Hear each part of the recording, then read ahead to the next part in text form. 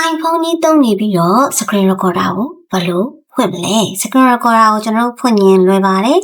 အပေါ်ကဘားလေးကိုဆွဲချလိုက်အောင်နဲ့ပေါ်လာတဲ့အထက်မှာခဏလေး3စက္ကန့်လောက်နှိပ်ပြီးဒါဆိုရင်တော့ minus လေးတွေပေါ်လာမယ်ပေါ်လာတဲ့ minus လေးတွေမှာ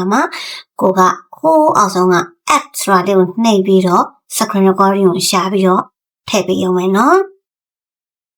screen recording လုပ်ပြီးပြီဆိုရင်လည်းအဲ့ဒါလေးကို stop နှိပ်ပြီးရတယ်ကျွန်တော်တို့ file ထဲမှာ photo ဆိုတဲ့ file ထဲမှာတွားကြည့်လို့ရပါပြီကင်မရာလေးကိုဖွင့်လိုက်ရင်လည်းအဲ့ဒီ video file လေးကိုကျွန်တော်တို့တွေ့နိုင်မှာဖြစ်ပါတယ်ကျွန်တော်တို့ Xiaomi တို့ Samsung တို့ Oppo Vivo ဒါတွေအတွက်ကတော့အလွယ်ဆုံးပဲခင်ဗျဒီအပေါ်ကဘားလေးကိုနှိပ်လိုက်တာနဲ့ screen recorder ဆိုတဲ့ button လေးကိုရွေးချယ်လိုက်အောင်ပါပဲရွေးချယ်ပြီးဖွင့်လိုက်တာနဲ့ကျွန်တော် recording လေးတွေ့ပါပြီဒီခါလေးကြာရင်တချို့ကပေါ့နော်ဒီလိုအလွယ်တကူသုံးလို့ရတဲ့ record ရှိရဲဆိုတာကိုတတိမိတ်နေပြီးတော့Google app ကနေပြီးတော့ပေါ့နော် Play Store ကနေဖြစ်ဖြစ်တခုတက download လုပ်တတ်ကြရပေါ့နော်ဒါပေမဲ့ကျွန်တော်တို့ဖုန်းတိုင်းမှာဒီလိုမျိုးအလွယ်တကူ